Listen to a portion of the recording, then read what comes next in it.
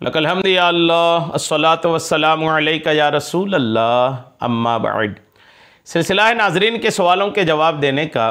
नाजरीन में से एक ने हमारे किसी वीडियो के कमेंट्स में सवाल किया है कि अगर हम सफ़र में हैं और सफ़र में हम मस्जिद में पहुंच जाएं तो जमात के साथ नमाज़ पढ़ें तो क्या तब भी कसर पढ़ेंगे, या फिर लेट हो गए मस्जिद में पहुंचने में, जमात हो गई थी तो अब क्या कसर पढ़ेंगे या पूरी पढ़ेंगे, ये इनका सवाल है।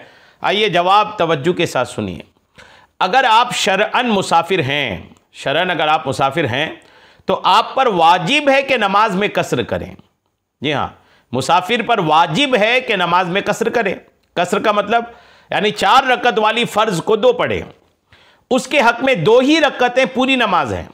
कोई अगर ये सोचे कि मैं नहीं पूरी पढ़ लेता हूँ, ज़्यादा पढ़ूंगा कम थोड़ी पढ़ूंगा, ऐसा नहीं है। मुसाफिर पर 2 ही रकत पूरी नमाज है।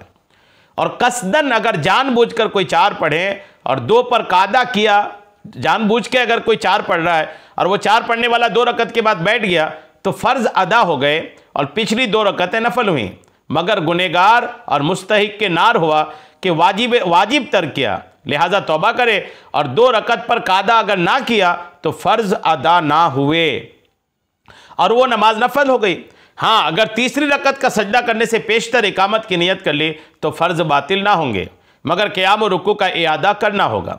बहरहाल ये कि मुसाफिर पर जो है ना कसर करना ये वाजिब है।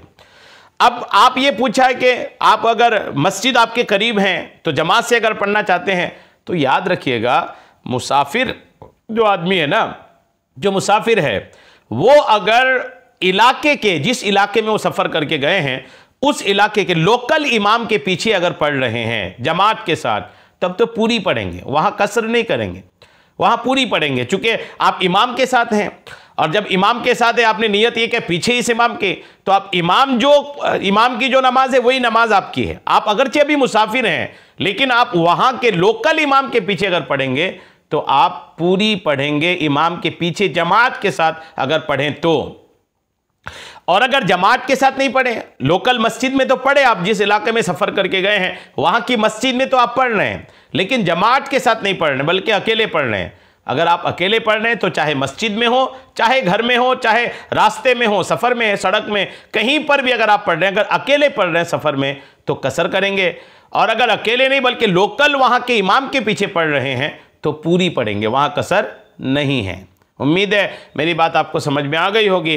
अल्लाह करीम हम सबको शरीअत के तमाम मसाइल सीखने, समझने और उस पर अमल की तौफीक अता फरमाए। आमीन बिजाहिन नबिय्यिल अमीन सल्लल्लाहु तआला अलैहि वसल्लम।